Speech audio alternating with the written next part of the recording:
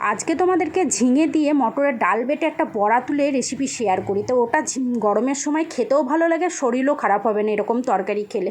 তো আলুগুলো প্রথমে ছোট ছোট করে কেটে নিয়েছি ডুমু ডুমু করে, তারপর কড়াইয়ে তেল দিয়ে আলুগুলো ভেজে নিচ্ছি, লবণ দিয়ে ভেজে নিতে হবে। তারপরে ঝিঙেগুলো দিয়ে দিলাম, ঝিঙেগুলো দিয়ে একটু নাড়াচাড়া করে জিরে আদা কাঁচা লঙ্কার পেস্ট দিয়ে দিলাম, পরিমাণ মতন হলুদ দিয়ে ঢেকে ঢেকে কষিয়ে নেবো ভালো করে। ততক্ষণ চলো মটরের ডালটা লবণ দিয়ে ভালো করে পেস্ট করে নিয়ে আসি। পেস্ট করে নিয়ে চলে আসলাম। তারপরে তরকারিটা ভালো করে কষানো হয়ে গেছে, পরিমাণ মতন জল দিয়ে দেবো, জল দিয়ে আলুগুলো সিদ্ধ হতে দেবো। আলুগুলো যখন সিদ্ধ হয়ে যাবে তখন নামিয়ে নেব। নামিয়ে কড়াইয়ে দিয়ে দেবো তেল, তেল দিয়ে মটরের যে ডালগুলো বেটে আনলাম সেগুলোকে ছোটো ছোটো করে বড়ার মতন করে নেব। তারপরে ওগুলোকে তুলে কড়াইয়ে কালো জিরে আর কাঁচা লঙ্কা ফোড়ন দিয়ে তরকারিটা ঢেলে দেবো, মটরের ডালের বড়াগুলোও দিয়ে দেবো।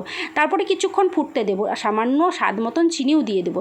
তারপরে নামিয়ে নেবো। আর এইভাবে পাতলা ঝোল করে দেখো ঝিঙে দিয়ে দারুণ লাগবে, একবার হলেও বানাইও, আমাকে জানিও।